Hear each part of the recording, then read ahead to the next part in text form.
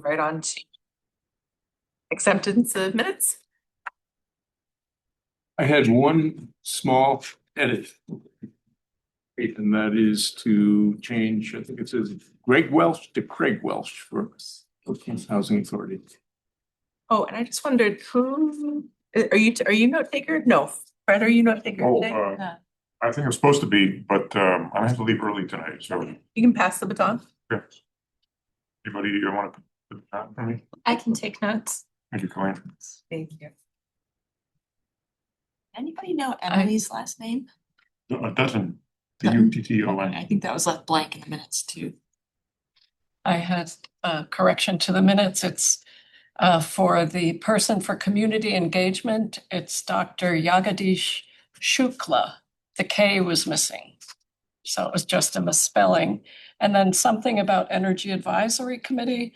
It said community power helped to lower rates. Well, it helped increase competition. So it created a competitive environment where the utilities were incentivized to try to lower the rates. How would the minutes be corrected? I just don't want someone to see these minutes and say, oh, lower rates with community power. I don't. Which isn't quite right. No. I would just say that community power helped create an environment of competition for utility Right. rates. Thank you. Okay. Any other comments or corrections or amendments to the minutes? I make a motion to accept the minutes as revised. Seconded. All in favor? Aye. All right. Moving along, discussion of the master plan and sustainability, and we have Zoe Mueller here and Rick Chalmers. Well, Rick Chalmers was planning on being here. Maybe he's late, but we heard from him today, so I think he'll be here. Maybe something came up or something. But Zoe works for UTIL and she's been point on the master plan and has a little slideshow to go through, some update on where they're at, and then time to get some input and take questions. And I think if Rick comes, he kind of wanted to give a perspective on the planning board and their role in the master plan. So Great. Hopefully he'll show that. Okay. Great. So All right. Well, maybe I'll give a try to sharing screen, make sure that's all working, and then I can jump into it.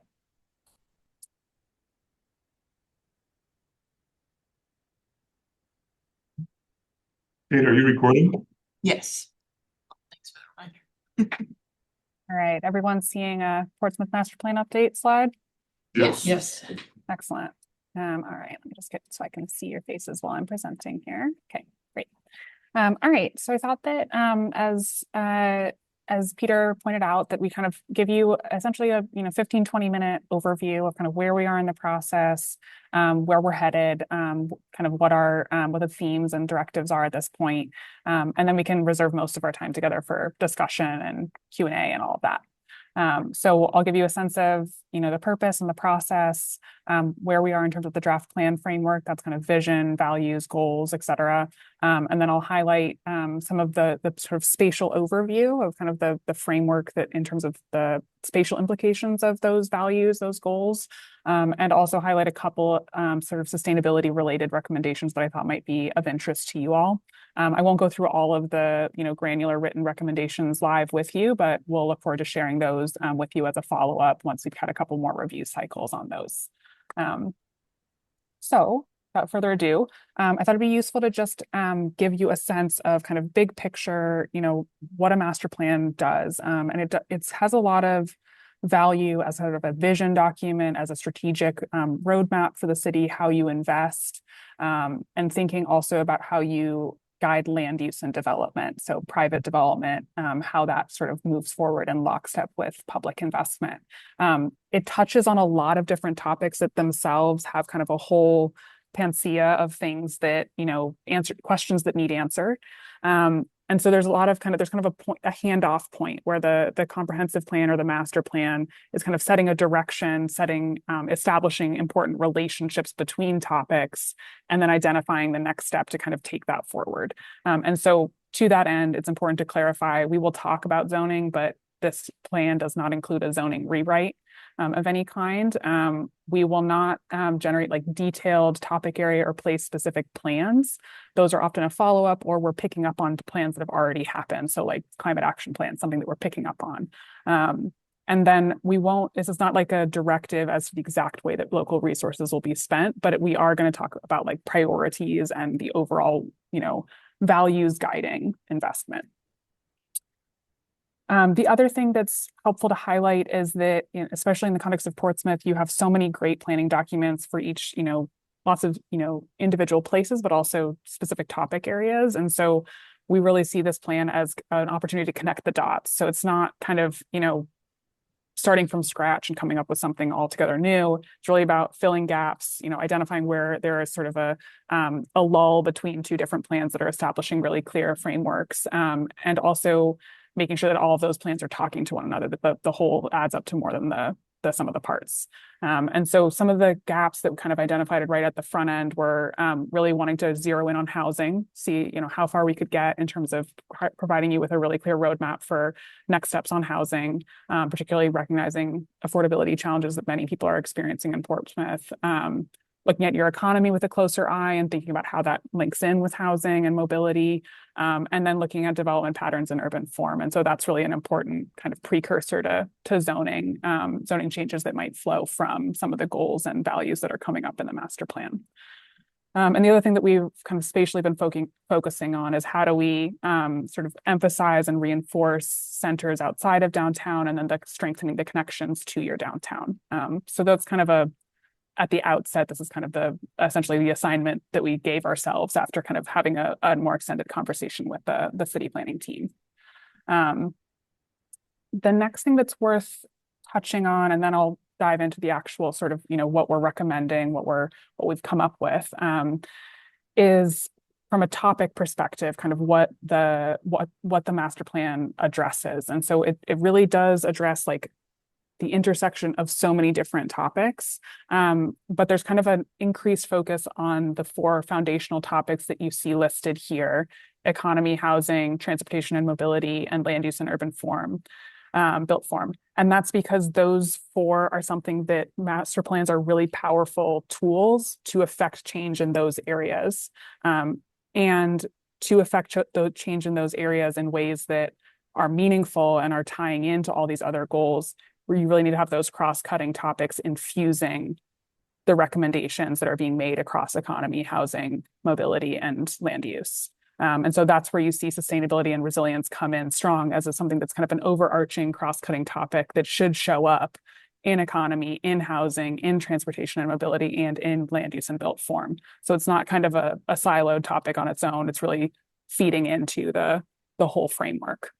So wanted to give that as just kind of foundational framing of kind of the way that we're thinking about sustainability and resilience in the planning process, and then kind of dive into where we've landed from what we've heard. So I'll give you just one more touch point, just so you know where we are in the process. We are kind of at a pivot point between the first sort of 2 phases of the work, which is what we call learning and visioning. So that's really the kind of exploratory learning from people, hearing what's coming up, what are the issues people are most, top on people's minds, concerns they have, and then pulling all that together and reflecting back out, this is what we're hearing. This is the vision, the goals, the values that we're hearing from you. And then kind of bringing that into conversation with the analysis that we've done and the planning work that we've seen that relates to more technical topics. So we're kind of at that synthesis moment where we've brought those things together and we're reflecting that back out to the public and to you all and to other kind of stakeholders in the process to say, this is what we've heard, this is the direction we're going in that we think is really responding to those needs and those preferences. And we're working towards our next major public milestone, which will be the draft plan open house in April. And so that's kind of we're in a ramp up to that. We have a draft plan framework survey out that is getting feedback on vision, values, and goals, which I'll go over in a moment. And then we'll be sharing kind of the full framework and talking more about the spatial components of the framework at that draft plan open house, and then kind of have that available to people for comment and input after that. So this is a really fruitful time for us to be kind of coming to you and getting your feedback and input as we're kind of finalizing the recommendations that we're expecting to share out to the public in April. And then the last thing I'll highlight is just from the get-go, we've had Ann Weidman working with us as a community organizer. She's been fabulous at really building a foundation of awareness and participation in the process. She's focused on pushing out the draft plan framework survey, and we're just gearing up to start promoting the April 22nd draft plan open house, which will be held at the community campus. So keep those things in mind. If you haven't already, we'd love to have your feedback, also in the draft plan survey.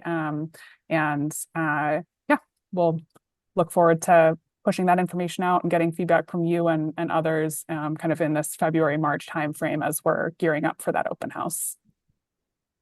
So without further ado, we'll go into where we're headed with this. So for vision, this is the vision that we've come up with based on all of the great input that we got at the beginning. There were 2 different surveys that were really formative in this, as well as conversations we had at the visioning open house. So I'll just read it out for you guys. Over the next decade, Portsmouth will continue to cultivate our role as the Seacoast region's cultural and economic hub, protect the places that anchor our shared identity and historic character, and invest in sustainability and resilience. We will honor and uphold our identity as the city of the open door by supporting the people who create our community, providing a thoughtful range of housing and neighborhood choices, and ensuring our city is accessible and well-connected. Together, we will work to keep Portsmouth a beautiful, vibrant, and welcoming home for generations to come. So this is what's out for public comment right now. And we're already kind of, based on what we've been hearing, we're expecting to make some minor kind of wording revisions around housing, just to really emphasize and help people see the emphasis on affordability within that. So stay tuned for that. But this is kind of where we've landed, and we've gotten some great validation of this direction from a lot of different feedback mechanisms so far. The core values kind of take that vision statement to the next sort of, it kind of helps to bridge from this to the specific goals. So these are largely pulled from and sort of adapted from the prior master plan. So vibrancy, authenticity, inclusivity was diversity in the prior planning effort, connectivity, and resiliency. And then we're actually suggesting adding sustainability. This was not something that was highlighted in the 2025 master plan. It feels timely to add it in. It feels accurate to what we've been hearing from people in the feedback thus far. So this is kind of a first pass, phrasing to add in there. Would welcome all of your feedback on this tonight. We can circle back to it during the discussion. And this is kind of, similarly, we've gotten some good validation on this so far, and look forward to kind of pivoting to more of the details, which we've learned people are really hungry for the details. They're ready to kind of move beyond the broader statements. So getting to that next level of resolution, the goals are really the kind of the rubric by which we'd be measuring each of the individual actions. Are they helping to achieve these goals? And so you're seeing these listed out 1 through 5. These aren't really intended as a prioritization of these goals. They are all intended to work in tandem with one another. But you can see investing in quality of place is our first one. This is emphasizing, fulfilling the community's desire for a sustainable future, emphasizing connectivity and improving the daily lives of people who are living and visiting Portsmouth. There's a really strong emphasis on housing. That's been true from the beginning of the project, both technically and in terms of engagement. We, based on the most recent feedback, we're planning to add in this third one that focuses on sort of smart growth principles and the ways in which the growth patterns that we're talking about and the sort of development patterns we're talking about can also promote fiscal sustainability and that kind of balance of different kinds of development that really makes, not just a pleasant place to be, but also a more fiscally resilient sort of place for the city and for residents that are feeling some of the tax burden. Cultivating our economy and protecting core identity. So these are all kind of the individual recommendations nest underneath these. And then the spatial framework that I'll walk you through in a moment, you can think of as a physical manifestation of these goals and values and vision. So that's really a lot of this needs to land with a physical framework for it to really have sort of strength and be memorable for people in terms of how it carries forward and how it guides the city's actions when you're making, real decisions in real time about where you invest your money and what kind of development you allow in what places for what reasons. So with that, for the spatial framework, I wanted to emphasize that it sort of starts from the constraints, and then we kind of go from there to think about where is their capacity for change and adaptation, and what should that look like. So coming right out of the gate, the constraints that we're working within are obviously the environmental constraints, wanting to protect those natural resources and make sure that that is, where we're talking about growth and change is not adversely impacting those and is also working within the constraints that they establish. So looking at things like coastal flood risk, wetlands, existing conservation areas and open space, as well as ecological and wildlife migration corridors that may or may not be protected right now, but we know have value. And then there's the, infrastructure limitations like water and sewer, places that limits what kind of growth can happen, what kind of development can happen. And last but not least, historic designation. So restrictions on protecting and preserving historic value that you have already. So this map here, kind of the color tones that you're seeing, yellow for historic and then greens and blues for the various environmental constraints, helps to kind of pop forward where development can occur in Portsmouth. And not surprisingly, that's where most of your development is. So from there, an important piece of establishing kind of the land use policy and also thinking about capital investment is establishing kind of an understanding of degree of change, which you can also think of as like degree of public effort and investment in sort of facilitating these changes. So preserve is looking at really kind of a more limited conservation focused investment and development to carry forward the valuable kind of patterns and things that are kind of there already. Enhance is looking at more targeted improvements to improve flexibility and quality of life. And adapt is a more dramatic, looking more at promoting a shift in development pattern. And this is something that in a moment we'll look at, spatially. Here you can see the areas highlighted in yellow are the ones that we've identified as places that there could be a shift in development pattern that would help to achieve many of these goals that we've been hearing and the vision and values that have come through from engagement. And that's really about shifting from a kind of more single use and mobility limited area, very kind of auto-oriented patterns, to a more multimodal, sort of connected, system that enables kind of more of like a mixed use neighborhood center. So really kind of focusing on how to make those places have some magnetism and have some real vitality to them that is not entirely dependent on cars. So this is kind of the spectrum that we're establishing with the master plan, that range from preserve to enhance to adapt, that can help to guide decision making and sort of focus efforts both in terms of investment and in terms of regulation and policy. There's a bit of some text trouble happening here, so sorry about that. This is a representation, just kind of think of it as a bridge from that map that we were just looking at to thinking about zoning policy in particular. On the right, you're seeing a map of existing development patterns and land use patterns that range from your urban core, that's your downtown, to various neighborhood corridors, suburban corridors, and then neighborhoods that range from more urban to kind of early suburbs like streetcar suburbs to more recent suburbs, and then civic hubs and employment hubs. And so this is a way of kind of like reflecting a read on how the city functions today, both in terms of development pattern and in terms of land use. And then this becomes a way to sort of look at zoning through this lens. The big idea that has emerged through our conversations with members of the Portsmouth community and also through our own analysis is how we can, in these outer neighborhood areas along these major corridors that connect to your downtown and to your civic and employment hubs, how how can we begin to cultivate neighborhood centers in those areas that can offer some kind of local, social gathering places, as well as kind of amenities and services, open space, and that can help to offer some counterbalance to the sort of all the pressure that's put on your downtown to be all things to all people. And so it's kind of offering that sort of complementary gathering place and center of activity to sort of flesh out a lot of the things that people love about your downtown and sort of bring that same sort of vitality to some of these neighborhood centers, and enable that sort of more local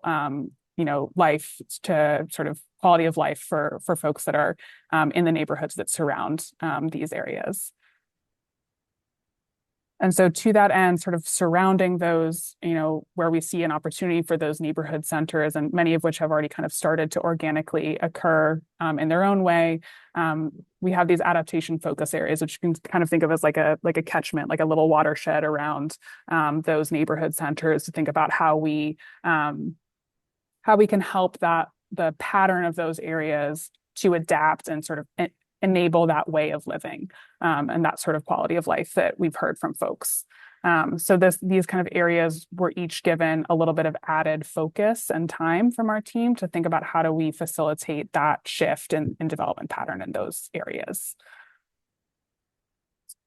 The other kind of way that we're zooming in a little bit is looking at key thresholds. And you can think of these as kind of areas of transition or key access points where things like safety improvements, accessibility improvements, wayfinding to help people navigate, and public space enhancements might help to better address the complexity and the sort of the overall experience people are having at some of these key junctures in your city. And so these are kind of some of the things that popped up through engagement and through our own analysis, and we'll be kind of looking to the community to kind of check our work on this and help us flesh out these as essentially what you can imagine, like priority intersections or priority kind of gateways that are would be worthy of additional focus from the city. Okay, so with that, last couple things on key recommendations. So these are some of the things that felt particularly connected to sustainability. Obviously, kind of across the board, sustainability needs to show up in every part of what we're doing, but these are some of the places where it really came to the fore. So I'll just kind of walk through these one by one.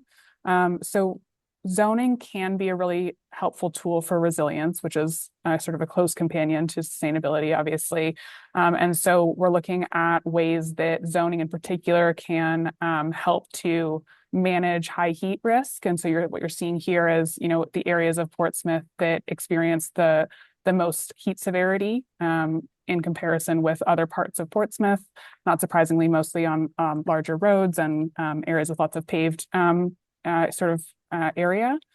So these are things like tree canopy and planting standards, shading standards, roof material, paving and hardscape material standards. These are all things that can help to manage that risk.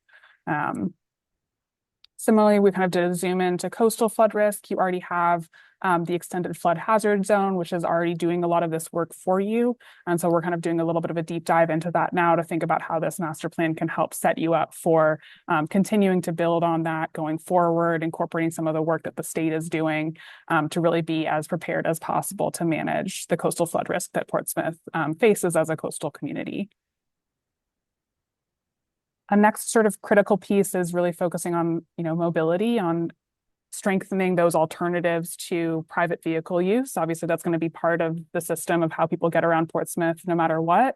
But we want to really see how can we boost these other alternatives and really make them enjoyable and viable alternatives for people. And so this is something that we're really focusing on, not just for downtown, but also thinking about those adaptation focus areas, those neighborhood centers. How do we establish more of a network approach for each of these, for transit, for motorized micromobility, for biking, and also for obviously walking as the foundation of all of this, right? You need to be able to move more freely as a pedestrian and feel safe and comfortable. And so this is sort of a framework to think about how do you loop in the Greenway Trail? How do you reinforce the priority transit routes that are already making those critical connections? The next piece that we wanted to highlight is looking at kind of smart growth ideas, looking at how do you have more compact and sustainable development patterns? How do you encourage that through your zoning? And so we're looking across the board at opportunities to streamline Portsmouth zoning districts to, help to more clearly communicate priorities to developers and landowners. And then to kind of, as you filter through these different categories of preserve, enhance, adapt, there's kind of a different role for zoning. So for preserve, we're looking at how can we simplify downtown zoning. Enhance, we're looking at existing residential zoning districts for how we can kind of enable a bit more diversity of housing types and also provide flexibility to enable these, the housing stock you have right now to sort of serve more purposes, adapt over time in ways that are valuable to people. And then for the adapt category, in particular, zooming into the gateway districts and looking at how to encourage the kind of shift in development pattern there to a more dense mixed use pattern that really enables that kind of more sustainable lifestyle in those locations. So each of these is essentially looking at ways to enable desirable, compact, walkable development that is in the right place and is plugging into your infrastructure networks in ways that are going to enable you to collectively kind of as a city have more of a sustainable lifestyle option. And so just to zoom into that a little bit, these neighborhood centers are really places of coordinated investment and planning around infrastructure and mobility, around sort of clustered civic recreation and sort of amenities that are, drive people's, quality of life and experience together. And then the density and vibrancy that, comes with mixing uses and also allowing for a bit more density in terms of the number of residential units in a given area to just, have that sort of vitality. So the idea is to really have the master plan tee you up to be able to cultivate and kind of pursue this kind of integrated planning in those neighborhood centers that right now are kind of nascent and that have the potential to be sort of stronger magnets for that local use going forward.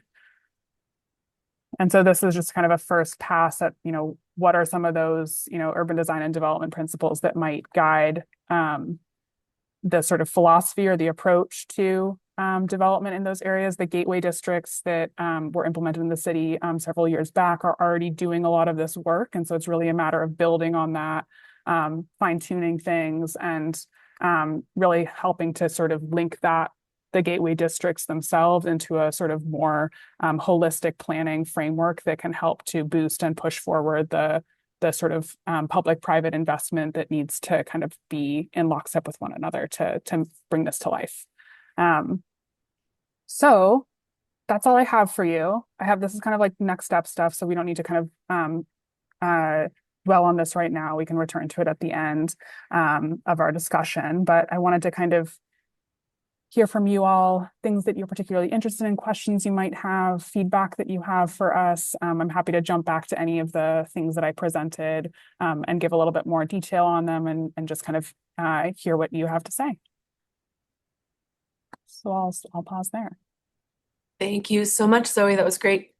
So we'll open it up for discussion. Questions, comments?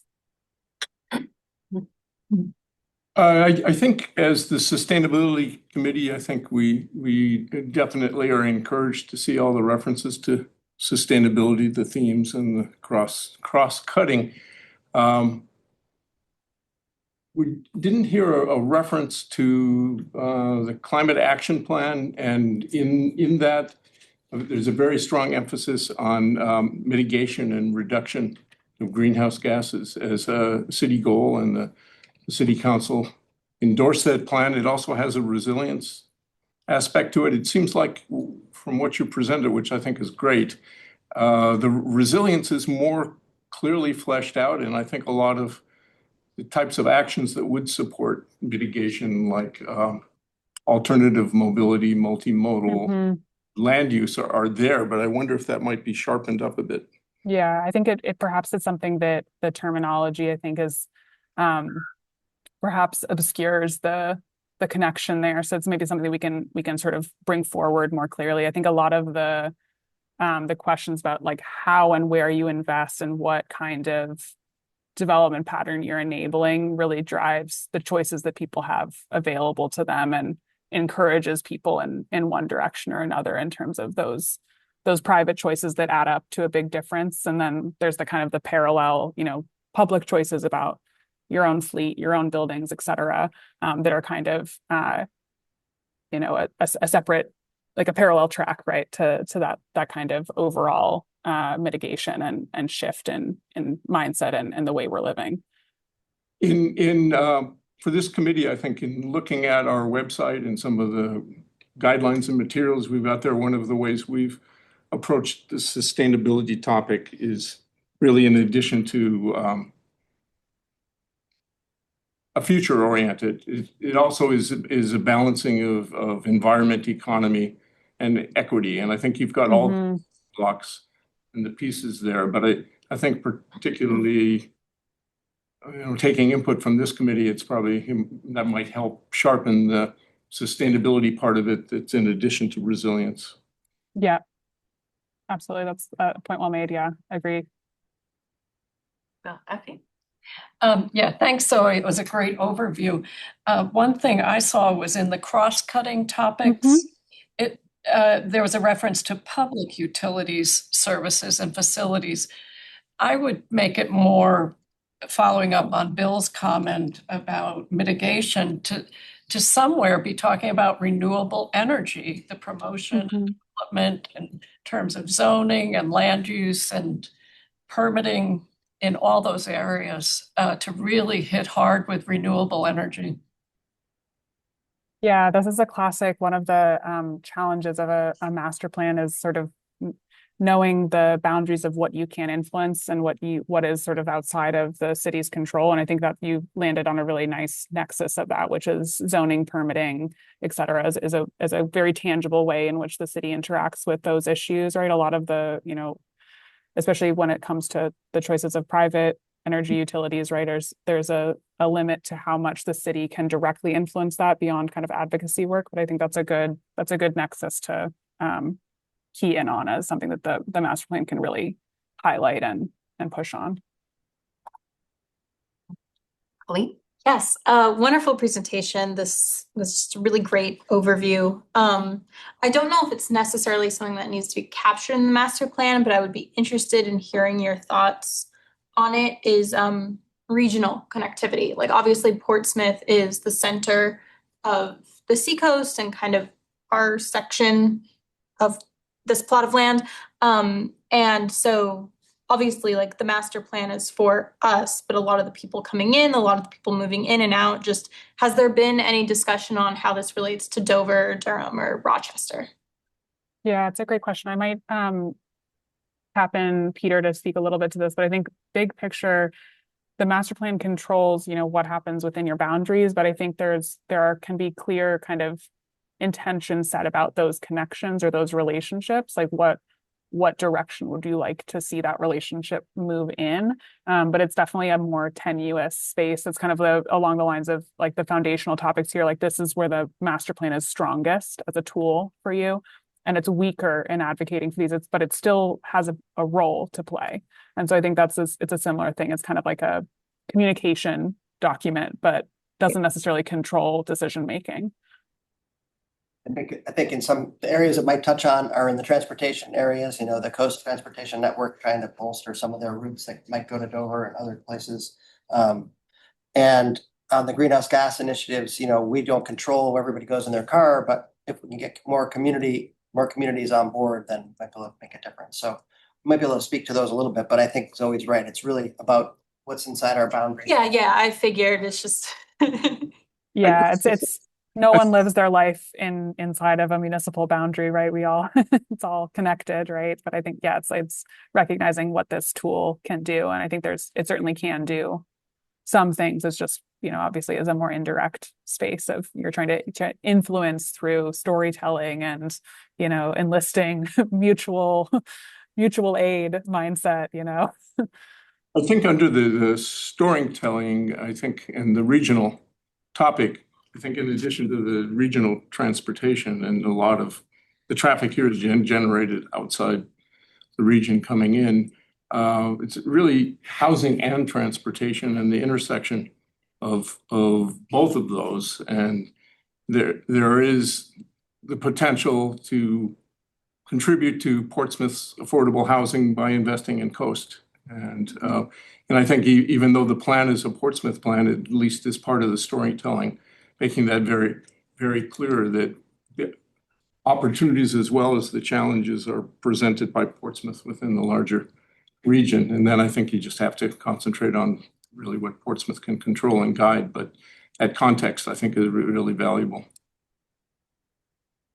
Yeah, absolutely. And certainly housing is something that functions at a regional scale, right? And I think that's sort of, what can Portsmouth do within its boundaries? And then, from a transportation network, perspective, how do you connect to the areas where you have economic relationships, but also have housing relationships to other communities, and thinking clearly about how those plug in to your, what you do control here in Portsmouth. There's a slide that depicts 5 small circled areas numbered 1 through 5. Yeah. Along Route 1. What do you foresee happening within those little circled areas? Yeah, so this is you could think of this as sort of a lot of these areas are, so the West End is kind of a category unto itself, but these other 1, 3, 4, and 5, these are all areas that currently are predominantly auto-oriented, single-use, commercial, with sort of isolated multifamily housing that's coming online, sort of and helping to shift the sort of the mix of what's there. And so this is really taking that one step further of saying, okay, we want to cultivate a stronger relationship between these commercial uses, the nearby recreational and natural spaces. We want to have those be connected not just by, private vehicle, but by, bikeways, by, transit connections. And so it's really kind of helping those areas to adapt to a more connected and mixed use future, given that many of them were built as very single use, auto-oriented suburban developments, and didn't really have, even at like the street network level, didn't really have the DNA to function as like a more walkable or kind of multimodal environment. And so it's really kind of helping to envision what that future could look like and how to work with regulations and, capital investments and sort of infrastructure to make that shift to something that's more mixed, more walkable, and doesn't rely exclusively on private vehicles for people's sort of quality of life. People could potentially say live and shop in those areas without having to, like drive someplace. Yeah, you can imagine it's like, realistically, like to get to, something in your life is going to require you to have a car, probably, if you live in this region. But ideally, we're making more places where people can, maybe it's you have a family that has, right now they have 2 cars. And if we make these areas, function more, so like their kid can hop on the bike trail and get to a neighborhood park. They can, walk down the street and get to the grocery store. They can take their grandparent to the pharmacy. Like there's more that's actually attainable within your neighborhood. There's just those daily needs and things that you just need to accomplish over the course of your day. And if more of those things can be connected by walking, by biking, by transit, and people can kind of live in that more local environment for more of their day and then go selectively to destinations elsewhere in the city, it enables a different way of living that in most of those areas right now is not really realistic or attainable, just because the infrastructure and the sort of development pattern is not there yet. But the assets are there, right? Like the open space assets are there. The trail is, not too far away. Community campus is not too far away. It's just not connected in the way that it can function like that. You mentioned, I think, a priority transit corridor, a bike corridor. Where Yeah. relationship that you have there with the centers? Yeah. Let me get to that one here. Okay, so what you're seeing here in the sort of like brick color. That is our suggested, the 3 routes that run currently that have the strongest connection from these adaptation focus areas or outer neighborhood centers to your downtown and to other kind of like civic and employment hubs. And so those routes are the 40, the 41, and the 43, if I'm remembering correctly.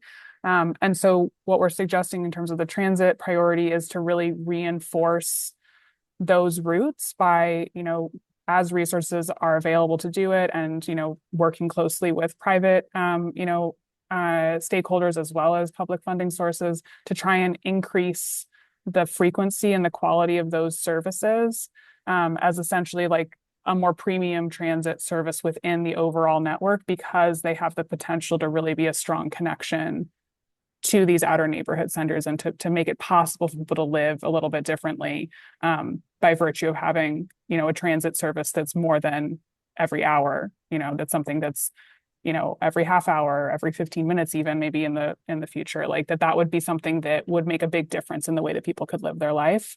And then in terms of the bike priority network, really what we're looking at is the Greenway as a spine, right? And a new piece of infrastructure in your community that people are really excited about.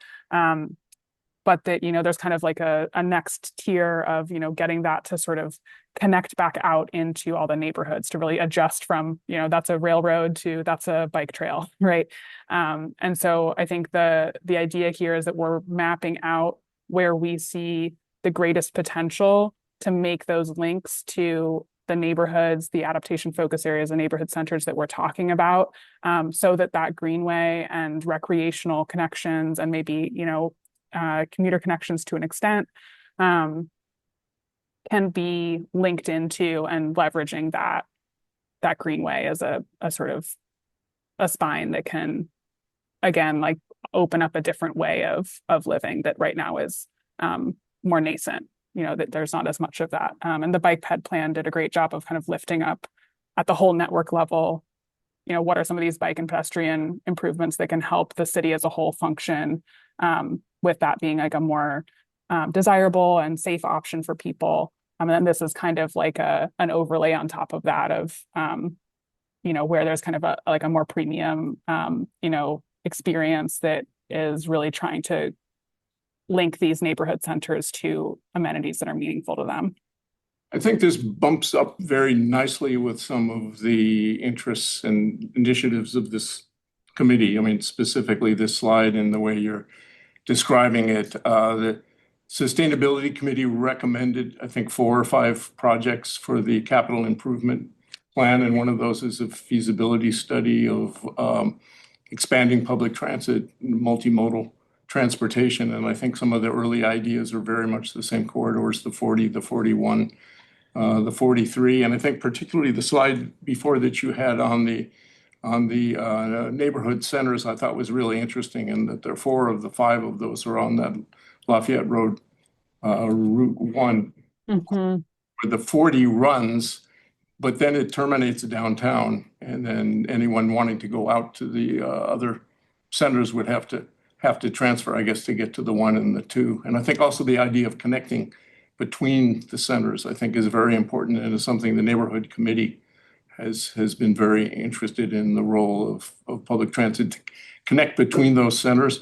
Do you use the concept of 15-minute city, that type of thing, or is that kind of implicit?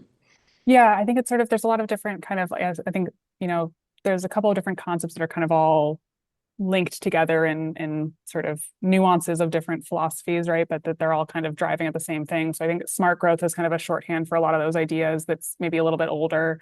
The 15-minute city is like a very similar, it's like you should, how close can we get to that as like being able to live your life, and getting to what you need within 15 minutes. So that's very much like in the spirit of what we're talking about. These recommendations aren't explicitly tied to like that framework specifically, but they're very much in the same spirit. They're all driving at the same thing. So that's kind of what we're trying to achieve, is that if you're in one of these neighborhood centers, or you're in you're in a residential area that's immediately abutting it, that the kind of development that we're encouraging in these areas enables you to live in that way, that you have that choice. One thing I didn't hear about, Zoe, Mhm. maybe it's included in public services and facilities, is zero waste and planning for reducing waste in the city, whether that means curbside composting or paper bag garbage services. But I think that's something a master plan has to address in terms of greenhouse gas mitigation. That's a really important piece. Yeah, it's a great point. This is one of the sort of places where we expect to point to, the climate action plan very clearly kind of spells out a lot of those goals, right? And so I think what we'd hope to do is to sort of point towards that, to validate that, to boost that, right? This master plans are typically not as strong tools for operational decisions like that, right? So it's that's sort of like an ongoing, investment in the way that the city operates. And so there might be like standalone infrastructure that you might invest in to enable that, right? But it's an area where master plans tend to be a little weaker. And so what we do in that setting is we essentially point to the plan that is really focused on that and say that is the direction we want to go in. And we are validating that. And so that's, I think, where we expect to land on that, and a couple of the other sorry, my brain just went to Vision Zero, which is a completely different concept. The other kind of net zero concepts about how do we get the city to operate closer to net zero. So those are all I think intertwined with a lot of these, but you'll see in the master plan recommendations, there's more of a focus on infrastructure and land use investments and less on operations. But that's not to diminish the importance of those. It's just not as directly influenced by this document, but it's something we'll definitely boost. Go ahead, Colleen. This is more of a just general expertise question, but the things that you had included around neighborhood center tools with civic life and recreation and dimensions of protecting core identity and all of that, these more intangible people stuff and Yep. the sustainability.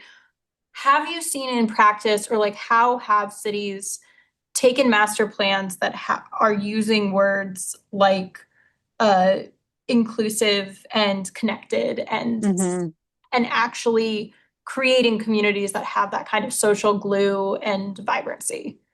Yeah, it's a great question. I mean, usually what we do is we kind of use that kind of terminology to set the intention, right? But for it to actually translate, we need to get to more specific ways, strategies to achieve that. Some of it is intangible inherently, like the way that people behave with one another, right?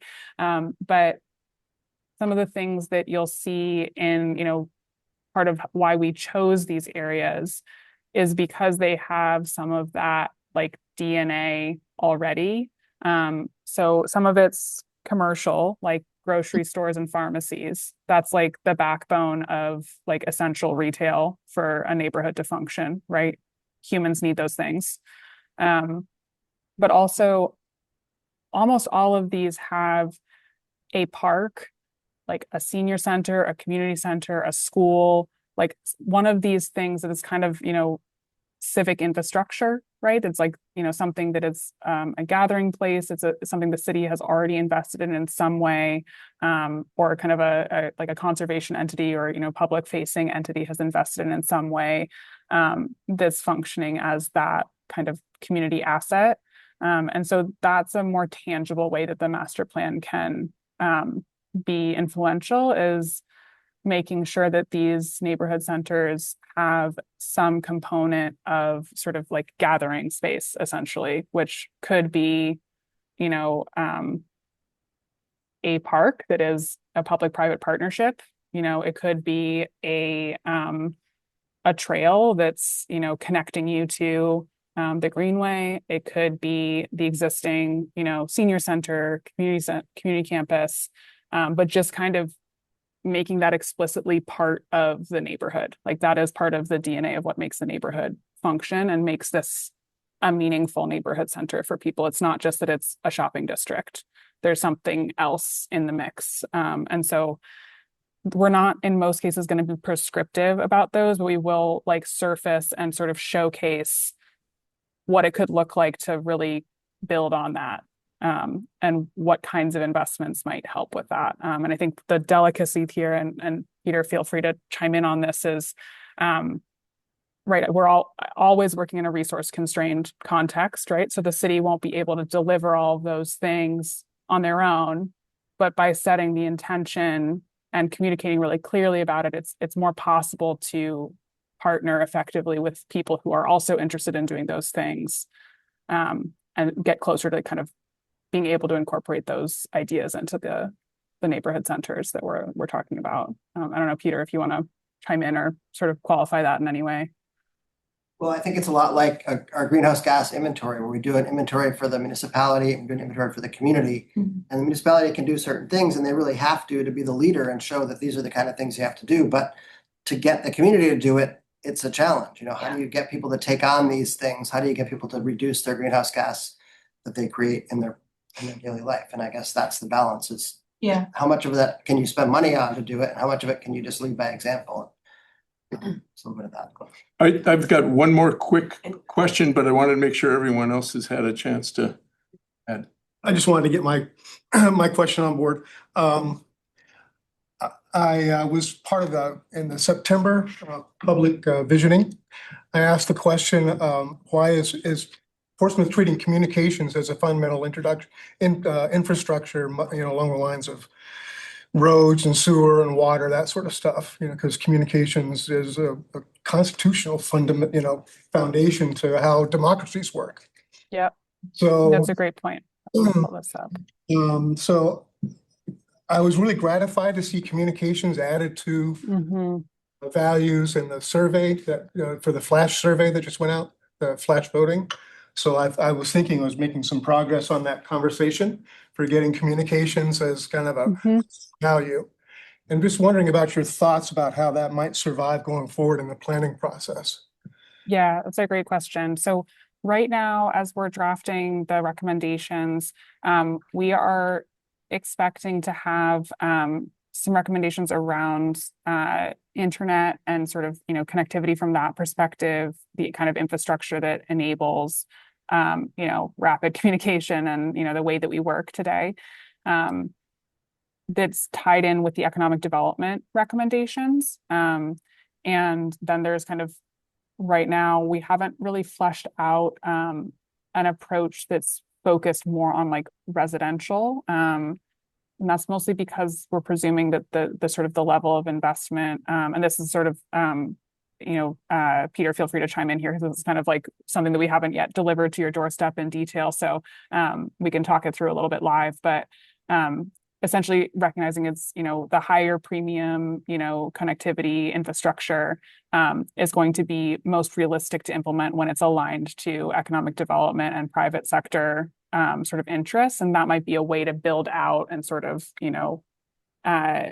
create a sort of system that is boosting your overall connectivity from a sort of communication standpoint. So that's, I think, where we're expecting to start from, but would welcome your input and feedback on that. And Peter, certainly you're the one that's actually, sitting within the city government and knows what kinds of initiatives might be cooking already. So happy to have you chime in on that as well.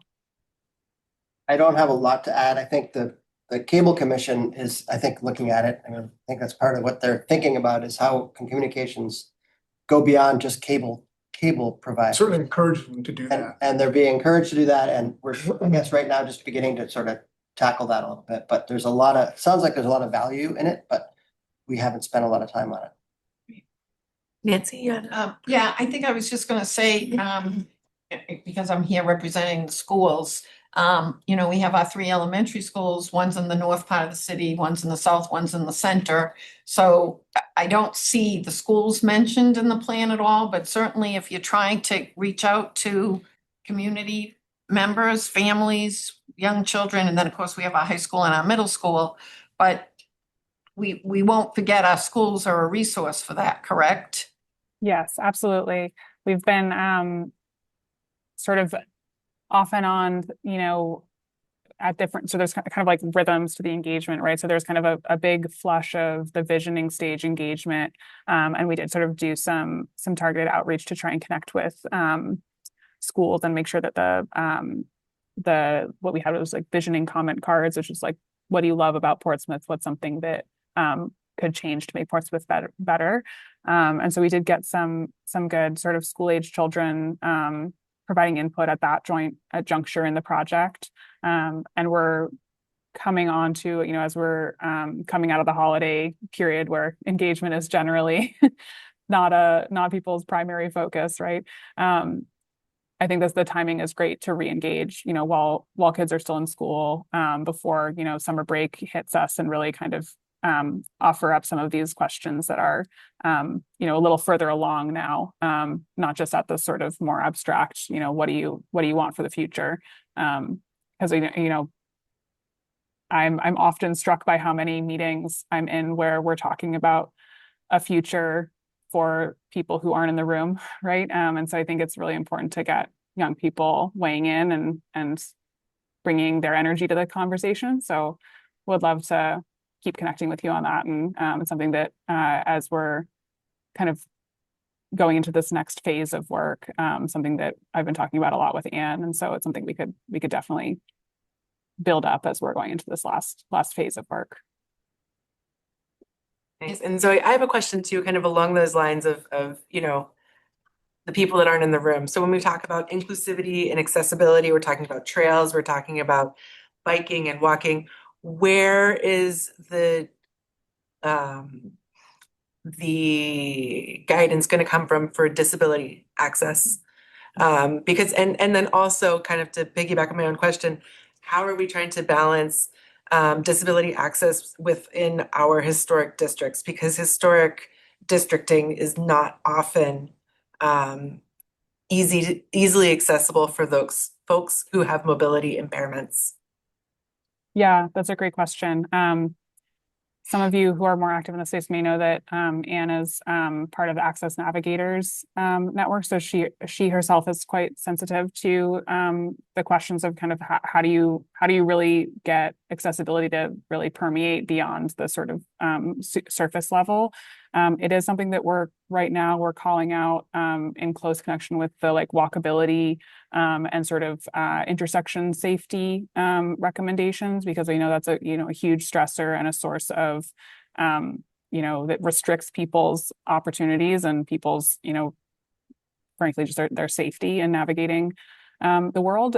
So that's one area of focus, and then we're also for the historic districts and sort of the commercial areas looking at sort of the relationship of and sort of the interplay between or trade-offs between commercial use and of sidewalk area, right, and versus access for somebody who's maybe using a walker or using a wheelchair, that there's some tension, right, between those goals that are both important in the city, right? You want vibrant commercial areas, you want people to be able to get around.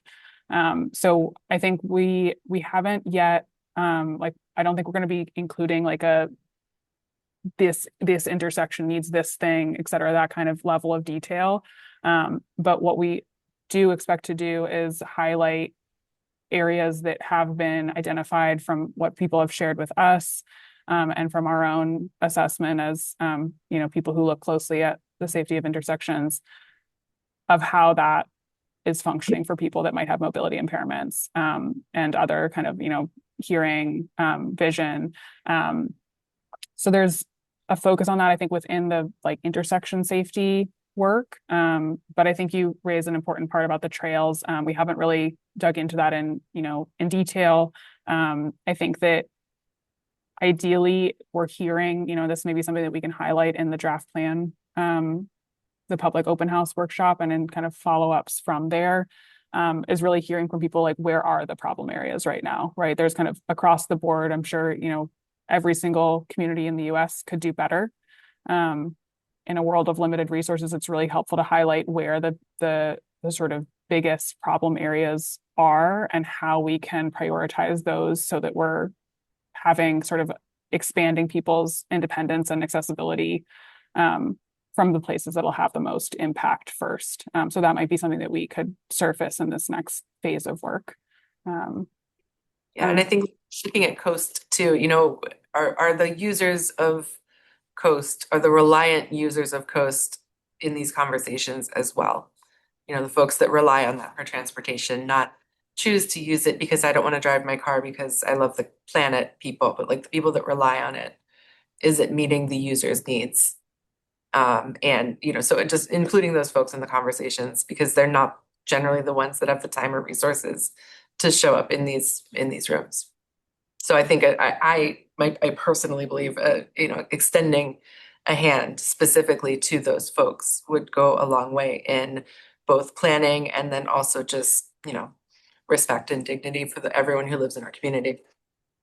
Yeah, we found in prior processes that virtual engagements can be really productive ways to just get a broader cross sections, particularly from disability community. And so that's something we could kind of, you know, look at as like a more targeted opportunity to kind of really try and reach out to folks. The reality is, you know, with across every group that we hope to hear from more, there are very real reasons why their participation is more limited, right? I mean, people have competing demands on their time. And so it'll be a mix of, you know, trying to hear directly from people who are experiencing these things, who have these priorities, and also, you know, imagining ourselves into people's shoes and saying, okay, what would I need if I was in this situation? And so we'll do our best to kind of have that balancing act. And again, it won't be enumerating all the specific changes. It also will be more limited in respect to, like for Coast, right? Like Coast is the one that, you know, controls their operations, but we could talk about, you know, city sidewalks. We could talk about bus stops that have that interaction with, you know, public infrastructure that is controlled by the city. But I think it's really just a matter of using the master plan to, you know, surface those issues and relay those clear priorities where we're hearing them, and then sort of just make sure it's sort of baked into some of these, you know, more day-to-day operations of government. Like we're resurfacing a street, that's an opportunity to just make an incremental improvement because we're already tearing the street up. So that's, I think, where we can kind of offer a slightly like a mindset shift in the way that it's framed. The last quick question. You had the categories of preserve, enhance, and adapt. Get those three right. Will you end up with a blend of the three, or are you going to choose one of those? And how has your input from the community been across those three? And has there been any noteworthy resistance? I mean, I think a lot of what you've presented has been really, really encouraging and excellent presentation, but I'm just wondering what function do those three categories play in organizing where you end up? Yeah, sure. I mean, I think, you know, functionally, like any neighborhood is going to have a bit of a mix of them, right? But I think what we're trying to do is identify, you know, at the district scale, essentially, you know, what is the driving, you know, what is the degree of change that this place can expect going forward, to kind of set that expectation collectively of like, this is what we're trying to work on in this place.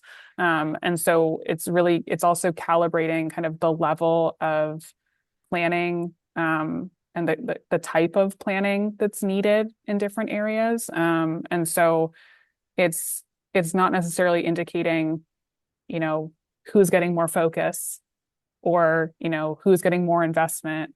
But it's really like what kind of effort and investment is needed in this area, given the issues it's dealing with.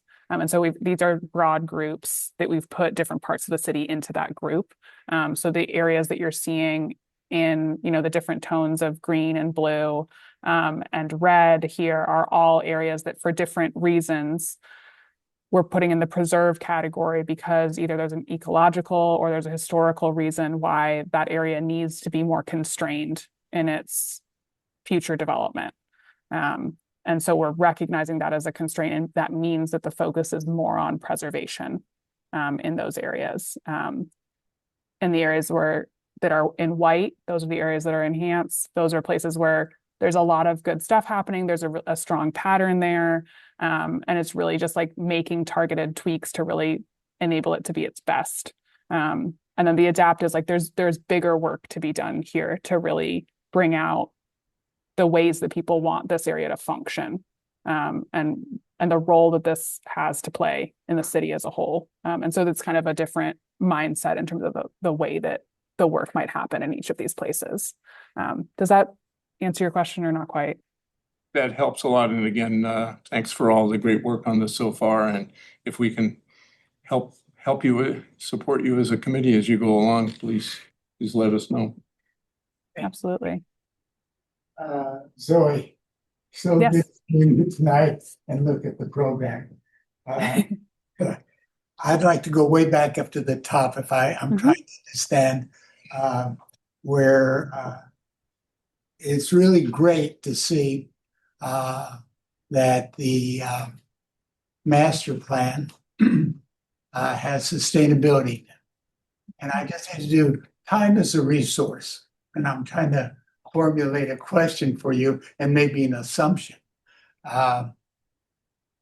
First of all, I've been, I think, through 2 10-year master plans. Mm-hmm.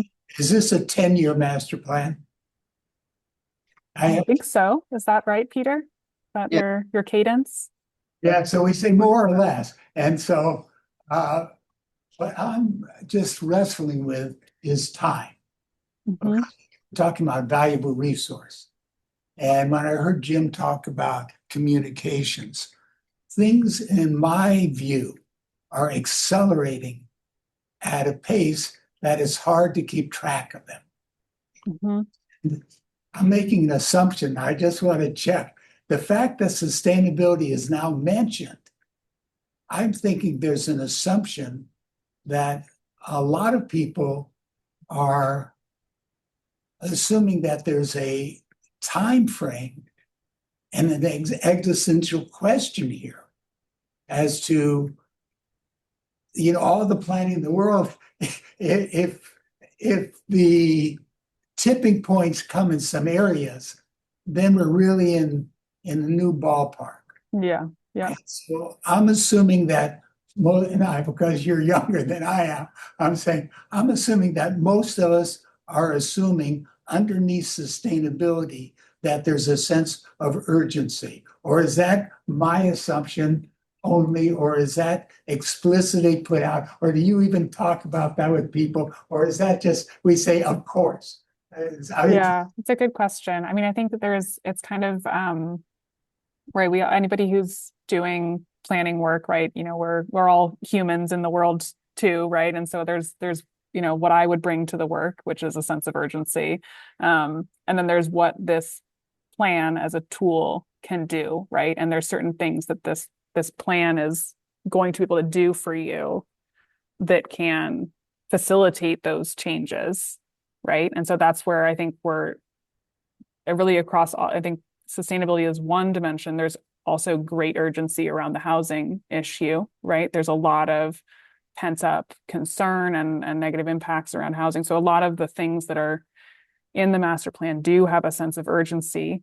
And so in a lot of cases, our role is to catalyze that action and emphasize the urgency of some of the issues, so that there is that political will for coordinated action. But at the end of the day, the master plan also has to reflect what we're hearing. And so that's, that you're seeing we're adding sustainability on because we've been hearing it nonstop, and it's very clearly laid out in a lot of your planning documents. It's something that people have asked for, that people want to see in the plan, and that it's something that's aligned with what we're looking at from a technical perspective, right? Like, what are the issues that you're facing as a community? That's one of them is climate change, and looking at how that might impact your community going forward. How do we bring things into line, right? But there are a lot of levers that the master plan can't pull, levers that are at the state level, at the national level, that this master plan doesn't control and can't really influence, right? So I think it's good to just keep in mind what the tool can do, but it doesn't, I think, preclude or negate that kind of storytelling level. Where are we going and why do we care? And that's, I think, something that in addition to all of the technical role of a master plan, it is also kind of a storytelling document. And so it can help to link all these things together in a way that helps people see themselves in the document and in the goals, even if they themselves are not coming to it with a personal sense of urgency around sustainability, right? They can pick up on some of the other pieces and it might instill in them a sense of urgency in other ways. I don't know if that quite answers your question, but Well, it's not an answerable question, but no. I feel like it has to be addressed for me that it's somewhere in the dialogue that as elders or as planners, we need to look at what is the core values. When you said master plans are driven by core values, and some of the values I think that are so deep and so powerful that we care about when we say you're planning for generations that aren't here. What we do makes a big difference. And so it's just good for me to hear you talk about your own personal level, and your story helps all of us. So, and I appreciate your knowledgeableness and what I heard Bill saying, a lot of things we've talked about, you are getting into the plan, particularly that connectivity. So thank you. Yeah, absolutely. Thank you very much. Yeah, thank you all. So I'll just, as we kind of wrap up here, I'm just gonna toggle to the end here. Pardon the dizzying progression through slides. Yep. So I just want to give you a sense of what's coming up next. So as I mentioned, we are just about through drafting written recommendations. That has to kind of go through a bit of a review, like progression, but those will eventually make their way to you. And you'll have the opportunity to kind of dig through them in detail, sort of in parallel with, or, slightly in advance of when we release them for public comment as part of the draft plan open house. That open house will be on the 22nd at 6 p.m. at the community campus. We'd love to see you there. We'd love for you to share it with all of your network. People are more likely to come when they get invited by someone they know. And you're welcome to take the draft plan framework survey. It's live, it's up on the website, and we'll be meeting with the planning board in March and with the economic development committee in April. It's part of a kind of sequential, connection with different stakeholder groups and starting to kind of vet some of our recommendations with folks. And then we'll, as kind of was alluded to by Nancy in regard to like the school outreach, we're looking at, through February, March, I think February is just about over, but March, April, and into May, that we'll be looking at how we can have that more targeted engagement with different groups to kind of really hone in on, as we kind of flesh out those recommendations for different content areas to really make sure that we're hearing back from feedback from folks who are impacted by it most. So stay tuned for that. And if you have any ideas, please reach out. We'd love to work with you to kind of get it further out into the community. It's always a bit of a collective effort to reach people. So I'll leave it there and let you, I'm sure you have other business for tonight as well. So I'll let you get on with it. And it was really helpful to hear your input, and hopefully you'll see it reflected back to you in the open house. Thank you so much, Zoe. Thank you. Thank So you. It's great. Very interesting. Good, I'm glad. We try. All right, good night. Good night. Thanks. All right. Moving on, discussion of 2026 committee priorities. Start with the CAP, the SIP, and the others.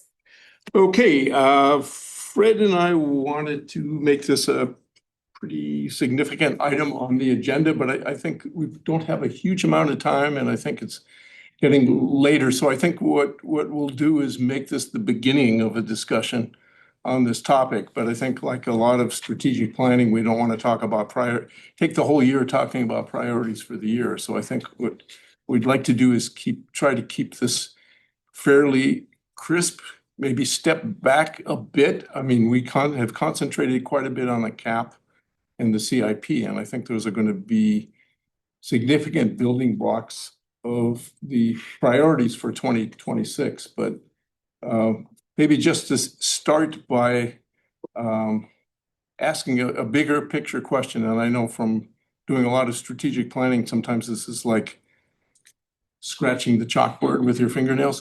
What does success look like? I mean, if you want to be as specific as saying, what do we want to be able to say that we as a committee accomplished at the end of the year? I mean, maybe not New Year's Day 2027, but something like that. I mean, Effie and Jess did a great report to the city council on the work of the committee. What would we as a committee like to be able to point to at the end of the year? What we'd like to say, well, this is what we did. Effie. So the 4 priorities that we got in the capital improvement plan, that we track them and see that they actually get funding committed. Yeah. That would be important to me.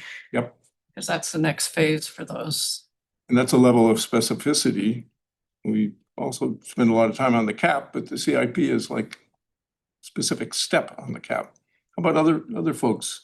What would you like to be able to say? And who do you want to say it to? I mean, we often focus on the city council, but aren't we also responsible to the broader community as well? I would like to have a sense as a committee, however formally we want to approach it, that we know how we want to address the community side of the cap. Durham released an updated cap earlier this year that they've essentially, all of their mitigation actions have to be community oriented, because between them and UNH, they've covered a lot of their infrastructure and the city owned stuff. So I'm not that we this year have to figure out how to make people compost. That would be too much, I think, as a goal. It would be wonderful. But just what does it look like? What does it need? What can we as a committee do versus asking a nonprofit or getting an intern or asking the plan? I'd like to know that we have more than a vibe, something substantial. And is the Render map, a is the cap render map. is the cap enough of a focus, or is the I cap think part of it? Cap will guide what do we want the end results to be, but in terms of actually saying okay, we know how we're going to get the residents to follow the cap, that to me is just, it's a big question mark.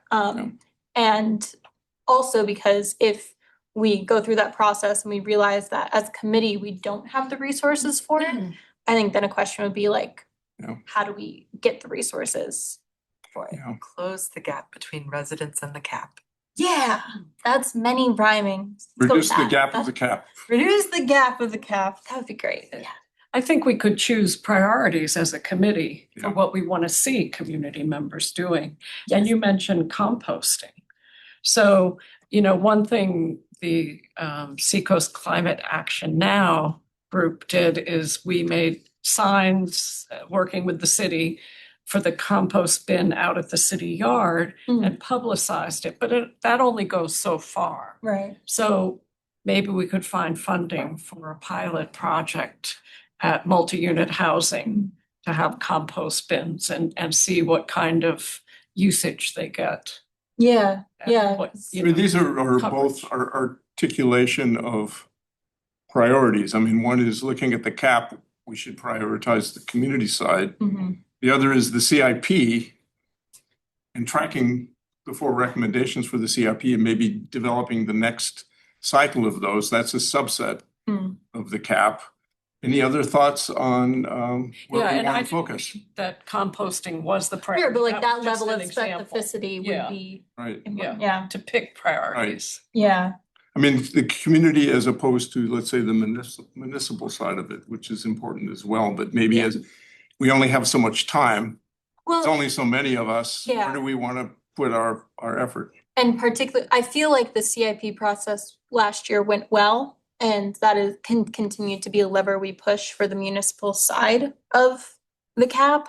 but particularly around transportation. Yeah. Or any, like, we're gonna keep running up into the community side, so I don't know if it's that we need to fix it this year, but just that we have a sense of, okay, we know for a fact that people are on Facebook, people are not gonna look at us if we're on Instagram. So if we have to have a socials campaign to make this priority composting or whatever happen, we're gonna put our resources here.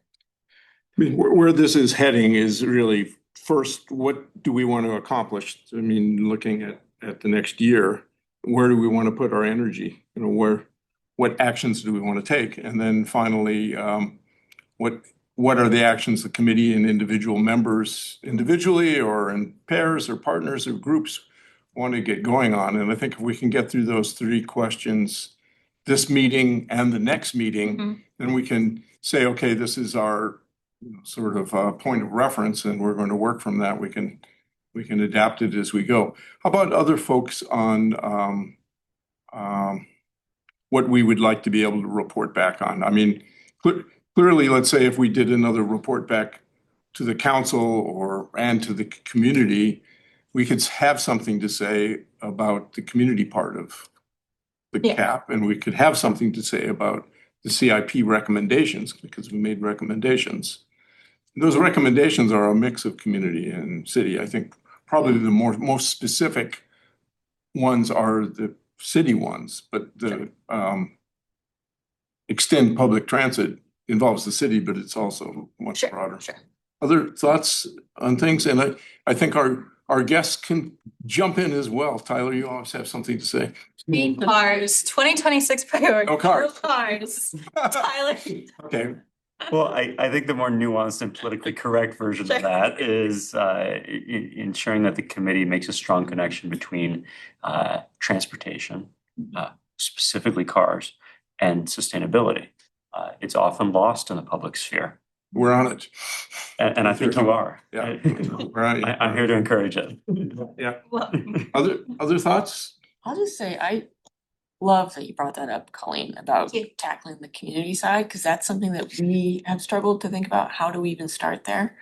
But I mean, we don't have the platform, but PCA has the platform of the community conversations. Yeah. And we can really probably step up this year and do more sustainability committee sponsorship and having more members be a part of that.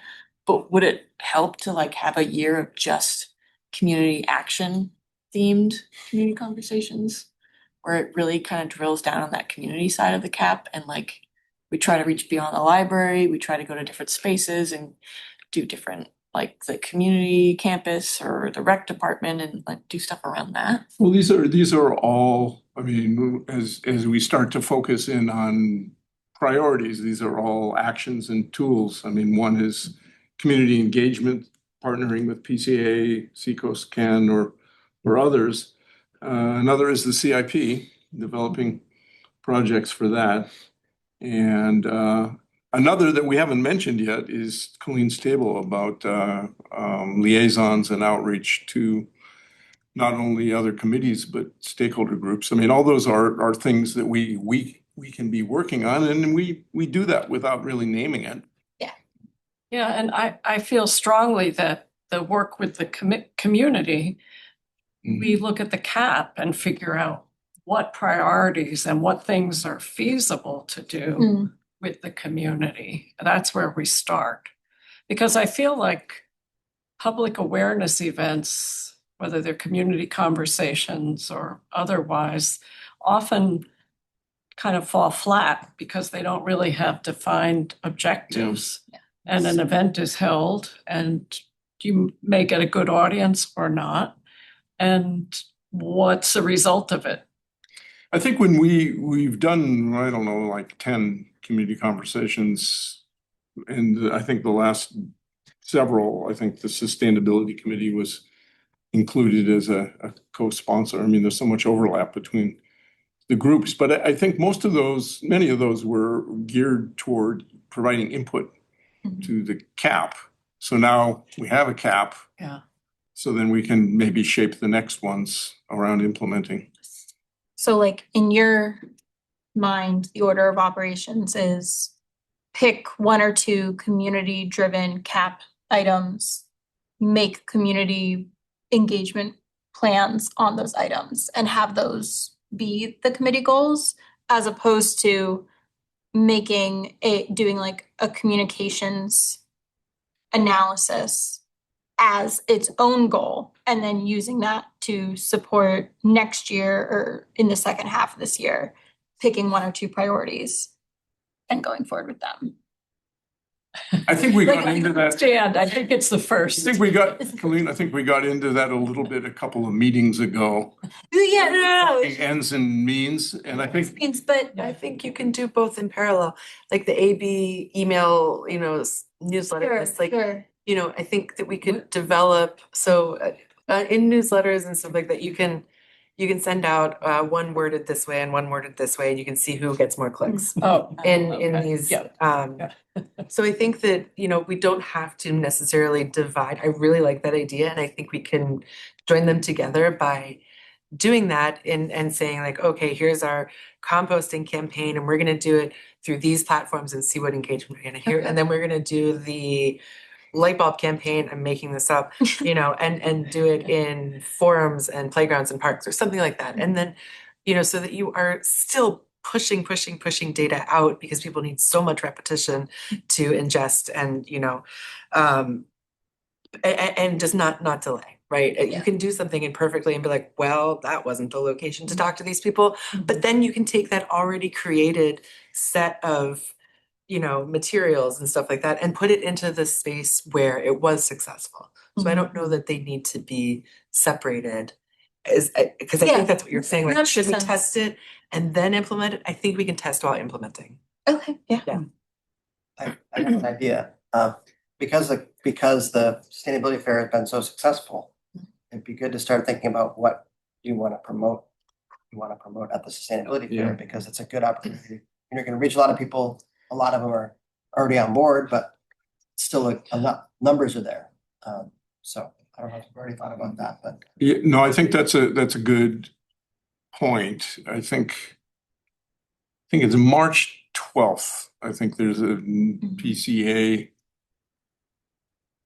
PCA is Portsmouth Climate Action is joining Seacoast CAN and to talk about the sustainability committee, like what tables, who's going to be there, what topics, what do we want to do? And I think that will be a chance to do that. That's going to occur before our next committee meeting. But I think anything that this committee would like to do, we can try to bring up. I mean, I think we can do whatever we want. It's just, yeah, just saying it's not. what's the content, who wants to be there? And I think hopefully we can do something on the CAP. We can do something on the committee, with the CIP recommendations and all that. And I think mostly it takes any of us, all of us, to be there and to talk to people. I think we'll do that. I don't want to get too far off what do we want to do in 2026 topic, but just look quickly on the fair. Are you thinking that the city's going to have a table, or the sustainability committee is going to have a table, or? City always has somebody there. So would the sustainability committee be at that table or have its own table? How you guys want to do Yeah. it? We can, that's why I thought I'd bring it up now, because There's going to be, I guess Seacoast CAN and Jess are the organizers of this. And there'll be a Seacoast CAN table that will have some PCA representation. We'll talk about the sustainability committee, probably some references to the materials from TCAG, but I mean, maybe we should have two tables next to each other. Sure, Like yeah, I that. mean, if there's a specific outreach thing, I don't know. Kate's got Sabrina working on a heat study. There might be some outreach you Yeah, could I do was on that. thinking we could request just a planning sustainability department table next to or aligned with the other Sequence, yeah. tables, so we can talk about the climate action plan alongside of one of the strategies in the plan that's being implemented, which is the heat resilience study. Okay, let's put a pin on that and try to get back to what do we want to do. Oh, Kristen. Hi, yes, thank you. I just want to dovetail on what Peter was saying. As a reminder, we had a farmers market meeting today because it's almost that time of year again, and there will be table space available. The city has a a tent for it. So keep that in mind for any anything you might want to bring to the community. We will have Saturdays. We have to sign up for it ahead of time. So if Sustainability Committee is looking for some time for that, we can figure out the spreadsheet situation and the dates that are available for attendance there to get any information out to the community. That's great. Thanks, Chris. Okay, so back up to, without beating this to death, what would we like to be able to point to at the end of the year to say this, we've helped on this? Or Well, I think that this committee in the years that I've been has not been the best vehicle to actually get actions in the community. But I think one thing that has happened is this committee has done more connecting. When I heard Kate say that, can we support the fair, or when Peter brought that up, I would like to see this year again, the most successful thing we have in terms of numbers is the fair. So we become an enabler of the fair. And I say, as a partner, we are lending the fair more credibility by being the representative for the city. And so I'd like to see in the coming year us to continue to be the connector to the fair, to the farmers market, and to the climate action dialogues as so that they see there's a coordination, and that designates this committee as not getting out there, taking over the role of the public sector, but encouraging the public sector to be partners as we go forward. And I think there's a lot more strength when there's some substance and content as part of that connection, like the CAP, for example, as opposed to we're a committee, we do interesting things. Here's, a dozen different things we're interested in. Are you interested in these things? I mean, all that's fine, but I think to also be able to focus on some tangible things that are priorities for the city, like the climate action plan. Colleen? I love that you're working on a heat map because heat resiliency was one of I really liked that section in the CAP because they're all related, but also kind of like it's a chunk that you can just kind of take out. There's a specific grant that I've been looking at that I emailed some of you guys about that my question specifically to Peter and Kate is like legally can we do it? And I can send you follow-up emails about it, but I'd like heat resiliency, that section of the CAP, to have tangible progress on those areas, whether that is us somehow supporting the planning department or publicizing what the final result is, or it's page 53, I think. So there's like 4 or 5 specific things around heat resilience. There's a protection plan, assessing community facilities. So maybe that's what is included in the heat map. Coordinating an annual heat resilience workshop is one of them. So maybe we talk about, all right, what can the committee do in terms of connecting to get a workshop planned and hosted for healthcare providers and frontline services, and then integrating heat resilience goals, standards, and guidelines into planning for improvements and establishing a network of cool corridors. Like all of those priorities are on different timelines, but something like a workshop or supporting any of the planning departments. I think, Colleen, you've done a perfect job of sort of moving down to step 1, step 2, and step 3. Yeah. Step 1 is you're suggesting that heat resilience should be a priority and part as an element of the CAP. Okay, that's great. What are some actions the committee could take? You just listed 3 or 4 of those. Who would be interested in working on it? Colleen and anyone else on the committee would like to join you. I mean, that's sort of like the sequence. And I think we're trying to work at that level of detail. But on this, I want to try to keep it up one level for the whole year. But I think you're thinking great thinking about step 2 and step 3. Bert? This committee was successful in getting the natural step framework into the consciousness of the city. And we did that. That was one big thing. Then I refer all the time to the fact that people in the community say, God, I wish I could City Hall, if I could only get to them, we got $88,000 for a cap. So that was another big thing that we did and is having repercussions. So it's not coming to my mind yet, but what is it that's on the agenda Yeah. for 2026? And that's the topic of the moment. What's on that level? Yeah. Is there anything coming up that is in any area of our consciousness that somebody's on fire, that's a framework or a big picture? That's, I think, what you're asking. Yeah, and the CIP is also something else that we can point to and will continue to. Kind of follows on what Bert was asking. The Sustainability Committee, I wasn't sure if they were supposed to lead the Public Transportation Task Yeah. Force, or did we get directions from the city council about that? Because that's a key thing, and Yes. that's something. And if I were to suggest a priority, that topic is a priority, and I think you can see how substantial it is in the master like plan. that. And the answer to that, having been to every city council meeting where the CIP was debated, is that I haven't heard anything since December 8th on that, when the council voted to fund it in 2027 with general They put it revenue in the parking. or other revenue, and Yeah. to put it alongside parking. But I haven't heard anything since that, and to begin a task force, and I haven't heard anything about that. So maybe Peter or Annie. I can speak to it, because the CIP is a planning document. It's the budget that has to be passed. So those documents are what they use Yeah. in the budget, but until the budget's passed, they can't really take any action with it. Is there another version of the draft CIP after December I 8th? haven't found one yet.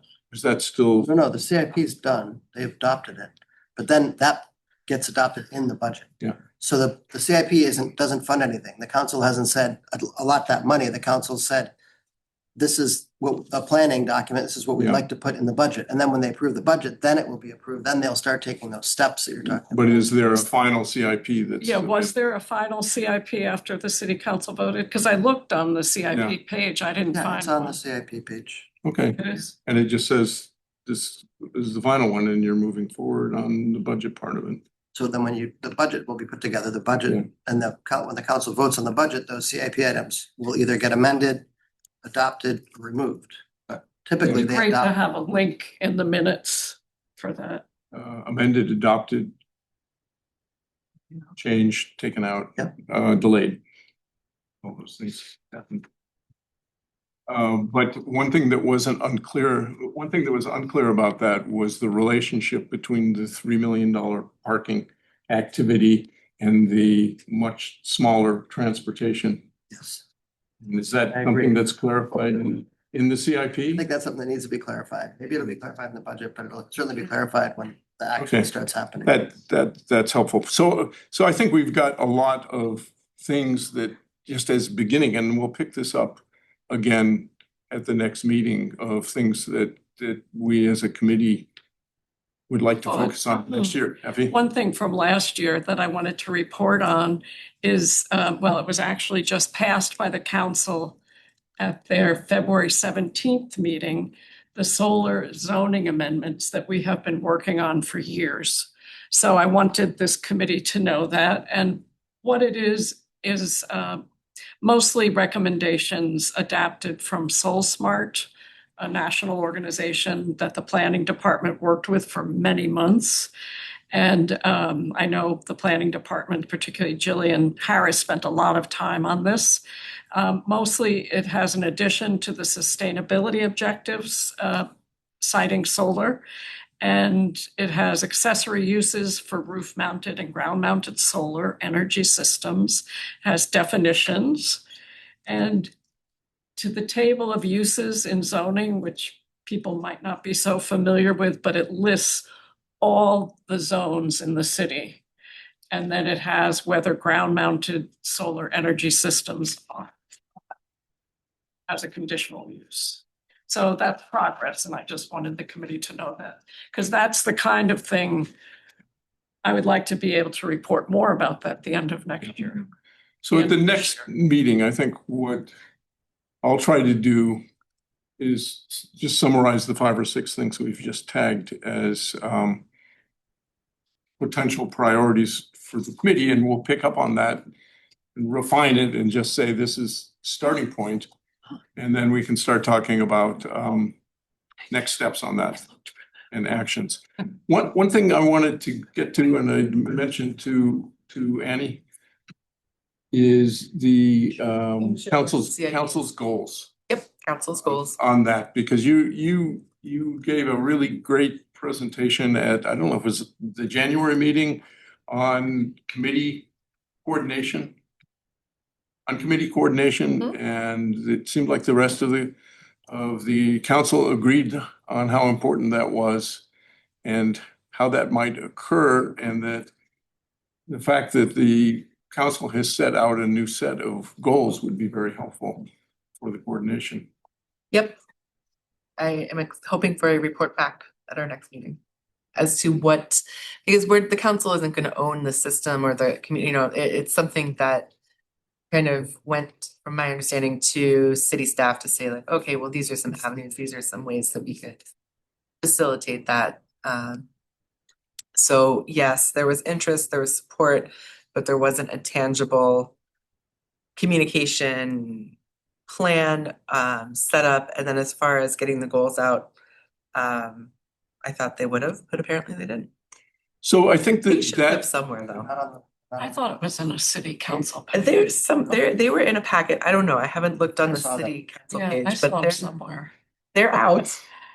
They're public. wherever they are, I'm sure they're good. I mean, I could, if you want me to read them to you, I have them on my, No, because Okay, I think on that topic of coordination, committee coordination, and the coordination that Colleen has been working so well on, I think we'll have that as a priority topic on setting the priorities for the next for 2026 for the March meeting on coordination. How to use the work that you've done, and anything that is an update on the well-received suggestions you made at the council, where that's going, we'll do. And we're down to the last 5 minutes, and I think maybe we had such a great master plan presentation that I think we sort of squeezed this a little bit, but I think we'll really try to wrap it up at the next meeting. well, it seems like only like the resident parking, Bright Action. We talked about SIP, we talked about sustainability there. Yeah. Solar energy. The energy, I've got a summary that Fred gave me to give on the energy committee, but I think we can leave that for later. The resident parking pilot, what's the timing on that? I think that you're the chair of the PTS. Yeah. Let me pull out my. Because maybe we can do the update on that next time. We probably won't. The March PTS meeting has been canceled due to lack of attendance. I'll be out, Peter Rice will be out. It seemed like there was an ambitious timeline for finalizing that. Does that get out a bit? I'm not sure. So timeline, it's still in its infancy, ordering signs, creating zones in the Park Mobile app, outreach, providing data, and they're reporting back data collection stuff. So it's not at our doorstep yet. I made comments And I at the don't know if last, either of you at the last meeting of that, and I tried to bring a sustainability focus to that, and I felt it was a little bit like that, but I think that was an example of trying to coordinate with committees a bit, but I think it's worthwhile to continue doing that. I think that the pilot is mostly a positive sort of thing, and we'll go ahead and see what happens with that. I think probably there's a sustainability perspective that can be included in the future and on parking issues. Tyler always brings up some good points at those meetings. It's like actually next week, March 1st, the RAP pilot begins. The pilot actually is going to bring in. Proposed implementation steps. So I mean, I made the point that I think we've already had all our readings on it. one of the top principles of smart transportation planning is no free parking. that's not always so politically acceptable, but I think what I advocated was a discount for residents and pricing And we to support the cap. we have a discount for residents in the Park Mobile Yeah, app, so. Yeah, but the proposal was free parking. Yep. Residents in the Yeah. pilot area. So I have a question. Yes. So I don't know, maybe we're at the other business part of Yes, the other agenda. business. And I had a question from the minutes from last month. It had suggestions for content topics for future meetings. And I wasn't sure what was behind, like the new Franklin School renovation or the planning board, lot development, potential parking garage. That was me. Yeah, so I want to be really careful having speakers here, like the master plan. I thought Rick Chelman was coming, but Zoe did a great job. But I thought there was a real purpose in their coming. Yes. These, I feel like, I mean, we could be tracking a lot of things in city government. So I personally just want to make sure we're really clear and focused when we have speakers come, why they're I coming. think one that has potential is the Portsmouth Housing Authority, which was Yes. mentioned as one, but that Yeah. would be a dialogue with Craig Welsh about sustainability topics like Right.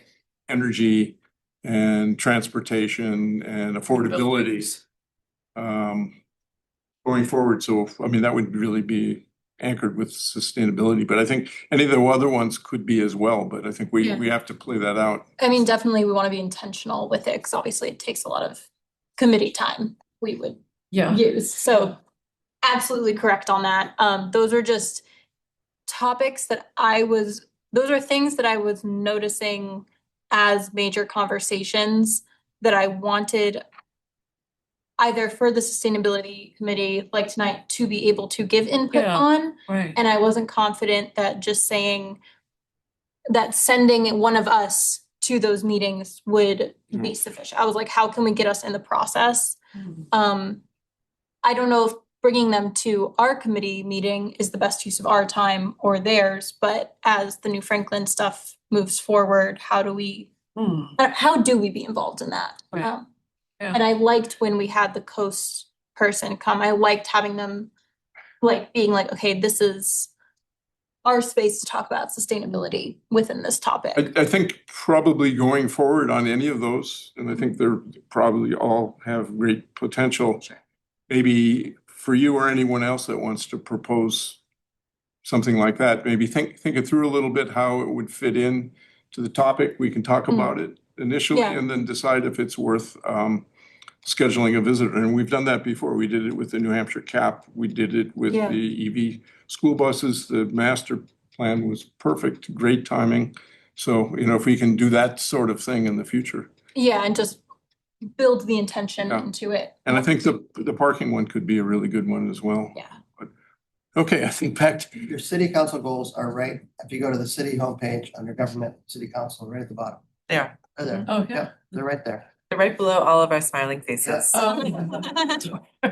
Kate, can you send a link for that to the committee? Sure, yeah, it's right. That, what was the other thing we wanted a link for? The capital improvement plan. The CAP, final yeah, CIP version is right on Which is the also there. planning page, so.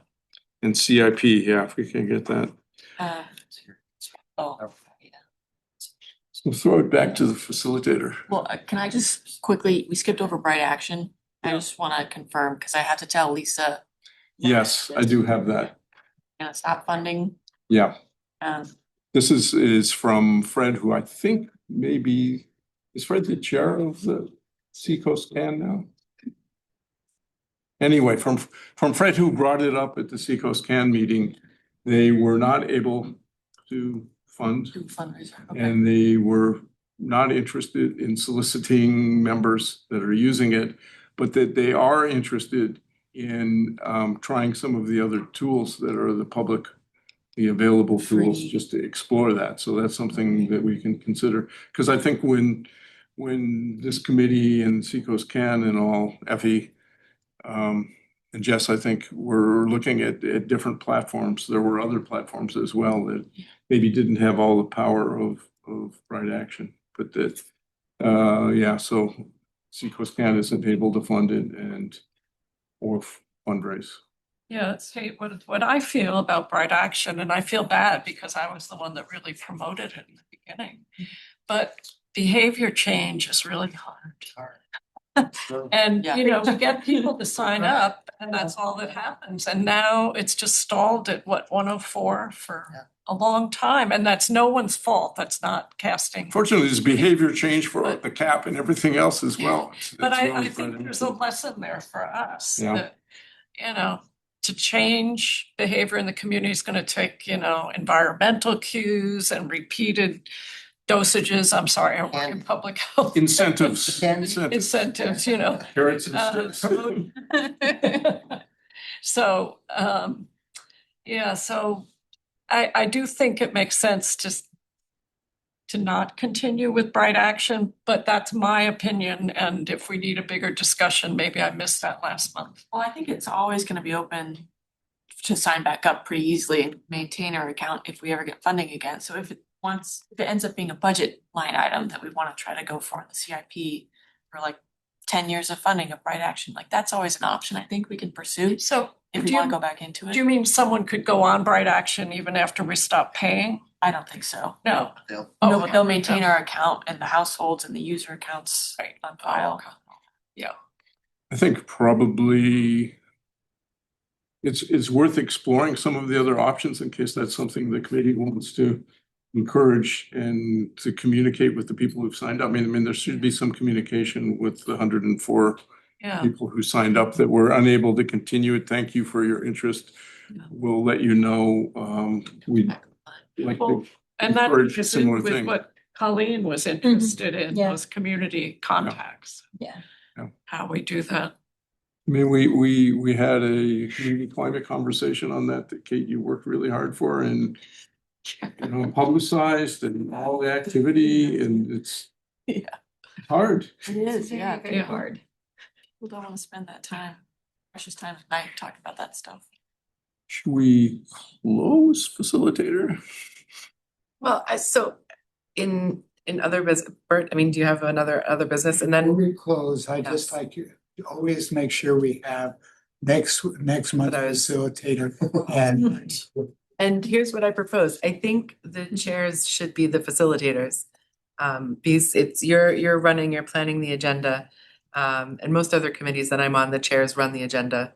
And the same thing with the minutes, I've noticed, you're looking back, the inconsistency in the level of detail or the format of minutes. So I think consistency, you know, to compare apples to apples in minutes and consistency on, you know, who is running the flow of the meeting, I think would do well to set a rhythm that can, you know, well, flow a little bit better.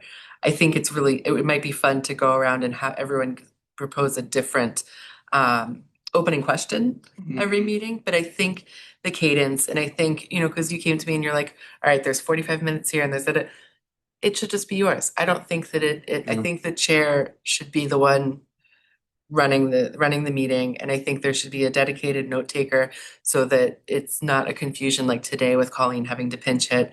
And I'm not saying that the quality of notes is bad in any way or means, but they're different and they're sometimes hard to compare or hard to follow when you're looking back as a newcomer trying to get a sense of like what has been happening when you were not on this committee. What do other folks think about that? I think we've had this conversation recently in was it the beginning of last year? We kind of talked about this and Yeah.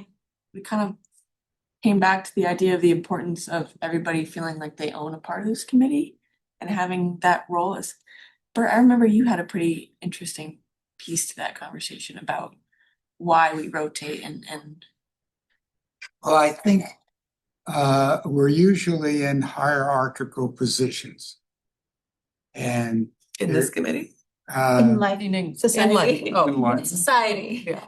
Oh, And so I've always been, and I realized when I was at the university, we were in a hierarchical position.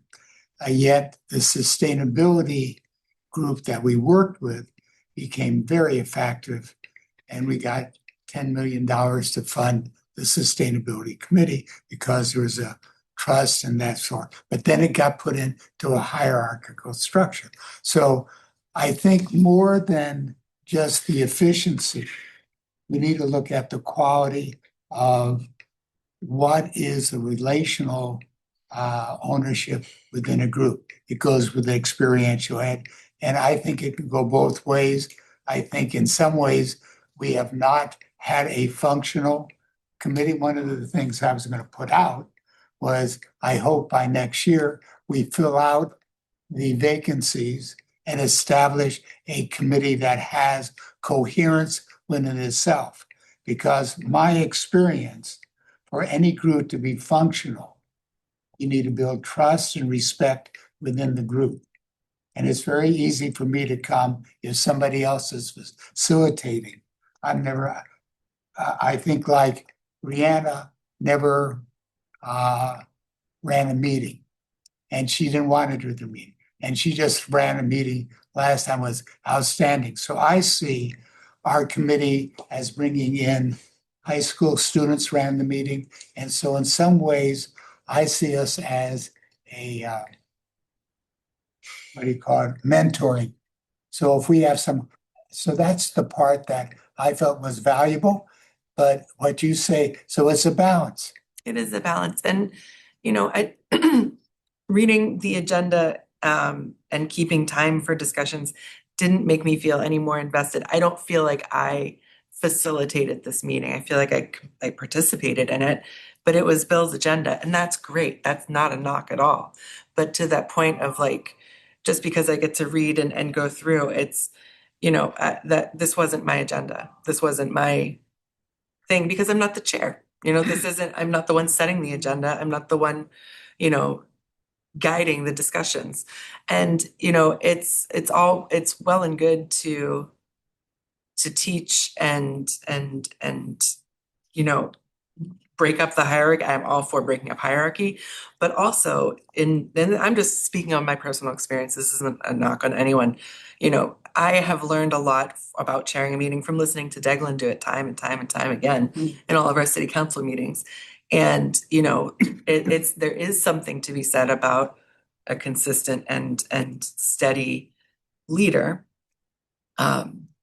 If we are looking to drive forward goals and, come up with year-end, deliverables and stuff like that, I think maybe the mishmash might draw away from that. Although culturally, I absolutely adore that. That vibe. My words are failing me. 8:30. Yeah, it's 8:30. It's bedtime. I think this was a little bit different than most meetings in that we really only had time for 2 topics.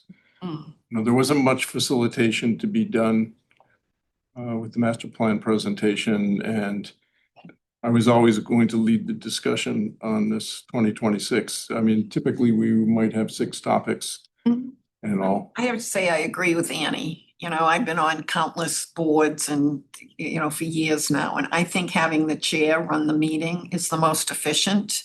I think what we do on the school board, and I know they do it on the city council, if you're a member and you want to have an item on the agenda, you go to the chair or you go to the mayor and you say, at the next meeting, I would like this item on the agenda, and it's put on the agenda. So I think the facilitator bouncing around, I'm not comfortable with it personally, and this is the only committee where I've ever had to do that. And you mentioned that somebody would prefer not to do it. I would prefer not to do it. I'm just not comfortable doing it.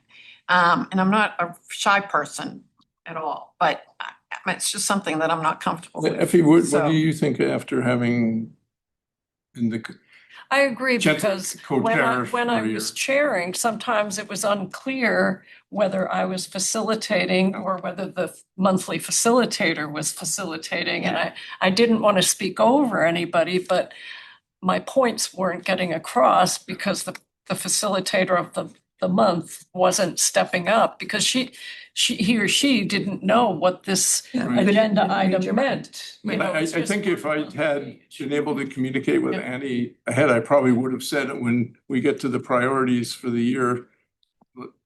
But do we need that extra step Yeah, of pre-committee communication in order for you to translate your vision to me or to Effie or to someone else each and every time? And then that person may or may not follow through, like Effie's saying, like, well, that's not what I meant on that. Yeah. So I just think It's pros and cons, both sides, but I think it does sometimes limit the ability to sort of move.